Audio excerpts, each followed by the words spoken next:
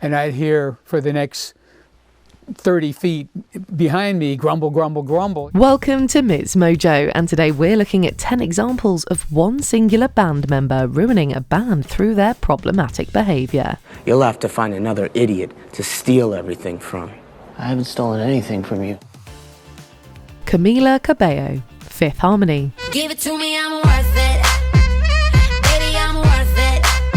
I'm worth it. They say to strike while the iron is hot, but apparently Fifth Harmony didn't get the memo. In 2016, the group was at their commercial peak when they made a sudden announcement that Camila Cabello was leaving. While the writing was on the wall, the move still came as a huge shock to the group's fans. The remaining 4 members were left scrambling to rebrand, and the pettiness reached legendary levels. Who can forget that iconic VMA performance where a silhouette of a 5th member was literally thrown off the stage? While Cabello rocketed to solo stardom with hit songs like Havana, the group struggled to find their footing without her and eventually dissolved. It was a classic case of one member deciding they were bigger than the brand, leaving the others to harmonise with nothing but thin air. Havana, ooh, na, na. Half of my heart is in Havana, ooh, na, na. Nicole Scherzinger, The Pussycat Dolls. Don't you wish your girlfriend was hot like me?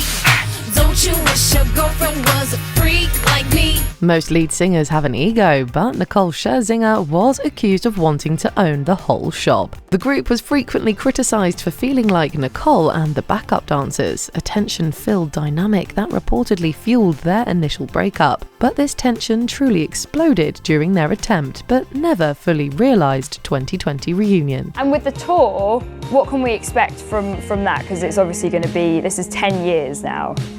So you're not going to do just an average stage show, are you? According to a lawsuit filed by the group's founder, Scherzinger allegedly refused to participate unless she was given 75% ownership of the enterprise and complete creative control. Claims Scherzinger's team has vehemently denied. But regardless of the legal drama, the result was the same. The tour was cancelled, and the other members, who publicly stated they found out about the cancellation via Instagram, of all places, were left devastated and sidelined once again. I'm telling you to loosen up my buttons, baby, but you keep frontin', saying what you gon' do to me, but I ain't seen nothing.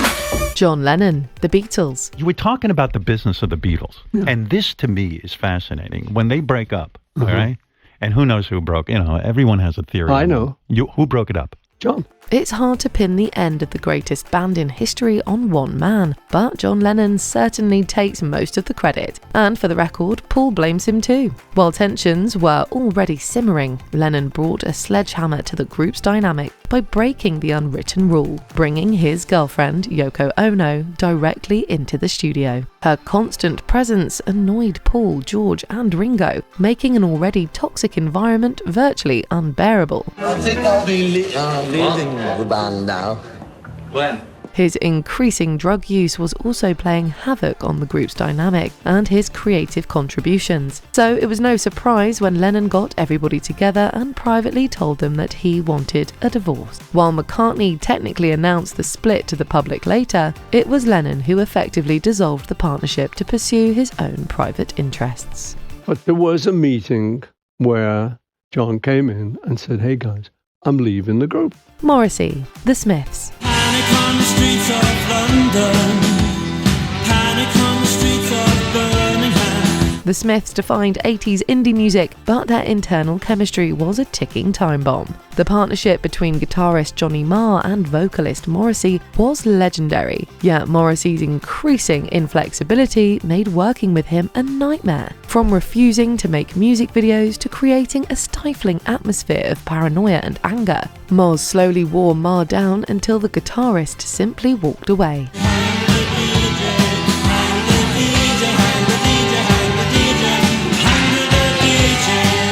But the misery didn't end there. A bitter court case over royalties followed, where the judge famously called Morrissey truculent and unreliable. And his grudge against drummer Mike Joyce remained so intense that he has continuously turned down millions for a reunion. The Smiths have remained stuck in the 80s, and Morrissey has developed a reputation for being one of the biggest jerks in music. I wasn't going bye, jolly up. It was really devastating for me because I was, you know, I was forced into it.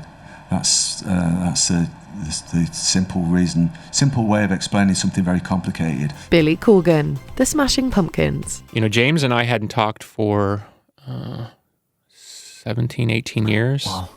You know, we had no relationship other than sort of through the lawyer thing. To Billy Corgan, the Smashing Pumpkins wasn't a band, it was a dictatorship with a distortion pedal. During the Siamese Dream era, Corgan famously erased the contributions of bassist Darcy Retzky and guitarist James Iha, re-recording their parts himself because they weren't up to his standards. He publicly declared the group was not a democracy, which, you know, is a great way to destroy morale.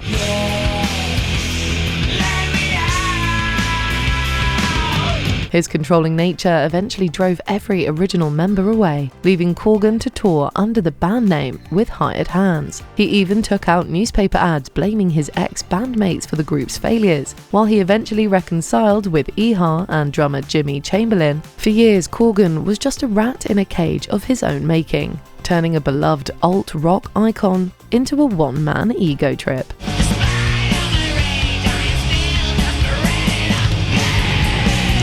Varg Vikernes, Mayhem. I'm gonna release my music on my own label. What does that mean? I don't need you anymore. Okay, that's what you want? Okay. Most band breakups involve lawyers. This one involved a murder trial. Mayhem were trailblazers of the Norwegian black metal scene, known for their dark imagery, but reality soon turned darker than any lyric they had conjured. In 1993, bassist Varg Vikernes engaged in a power struggle with guitarist and bandleader Euronymous. It ended when Vikernes drove to Euronymous' apartment and stabbed him 23 times, killing him instantly. Just leave, okay? It's okay. It's okay. We just forget about all of this. No, we can't. Yes, we can. This wasn't just the usual creative differences, it was a brutal crime that ruined the band and sent Vikernes to prison for 15 years. While Mayhem did eventually reform, it was without Euronymous, and their legacy was permanently stained in blood. It stands as perhaps the most extreme example of internal conflict in music history, proving that black metal truly had no boundaries. There's nothing sad about my death or my life. I'm Euronymous, founder of Mayhem, the most infamous black metal band in the world. I had my own record store. I had my own record label. I created a whole new musical genre. True Norwegian black metal. Axl Rose, Guns N' Roses.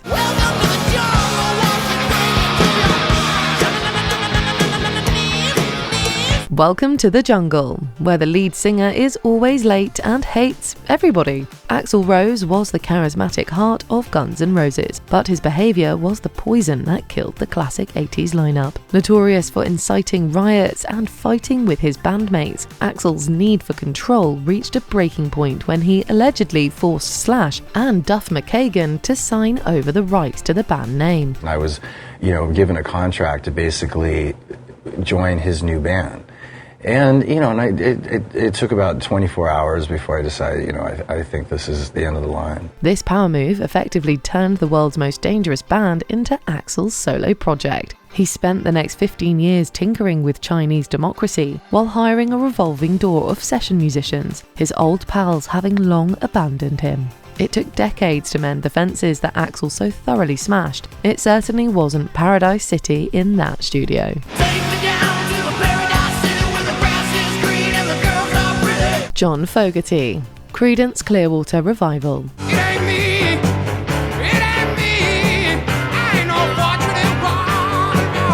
These swamp rock icons pumped out hits like a factory, but the four-man was a tyrant. John Fogerty wrote the songs, sang the vocals, and managed the business with an iron fist. When the others demanded some degree of creative input, John spitefully agreed, forcing them to write songs for Mardi Gras, just to prove they would fail. So they wrote some songs, and they were bad, and the band instantly imploded. And suddenly my brother Tom says, "You're getting quite a repertoire."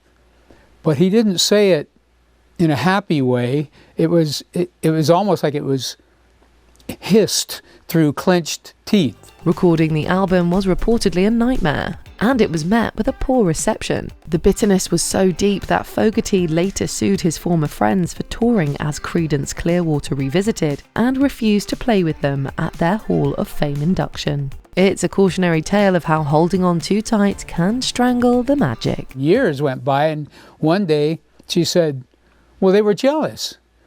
And I had never really even stopped to think of it that way. I mean, I just didn't understand. Roger Waters, Pink Floyd. All in all, it's just another brick in the wall. This band has seen their fair share of tragedies. The departure of original frontman Syd Barrett wreaked havoc on the band, but they soldiered through and reached both their creative and commercial peak. By the mid-80s, Roger Waters had assumed total creative control, believing that he was Pink Floyd. When he quit in 1985, wrongfully assuming the band was a spent force, he was shocked that David Gilmour and Nick Mason wanted to continue without him.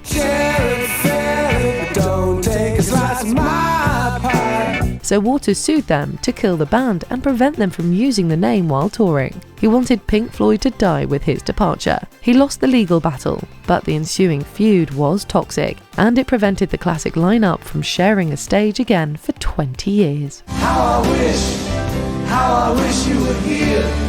Before we continue, be sure to subscribe to our channel and ring the bell to get notified about our latest videos. You have the option to be notified for occasional videos or all of them. If you're on your phone, make sure you go into your settings and switch on notifications.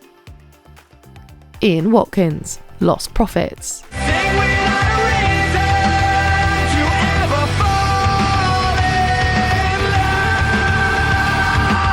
While other members on this list ruined bands with ego, Ian Watkins destroyed his with pure evil. Lost Prophets were once British rock titans, selling out arenas and headlining major festivals. That all evaporated in 2013, when Watkins was arrested and convicted for horrific crimes of a sexual nature. The severity of his actions didn't just break up the band, it obliterated their very existence. It is a case that plunged into new depths of depravity, according to the judge, as he jailed the former Lost Prophets singer Ian Watkins for 35 years. The remaining members, who were both innocent and unaware, lost their careers instantly. They couldn't play their songs, sell their merch, or even speak the band's name, fearing its association with a monster. In the end, they formed a new band called No Devotion, and Watkins went to prison, where he was murdered in 2025. It is the definitive example of one person single-handedly torching a legacy, both his and the band's. What are the police saying, Alice? Well, we understand this happened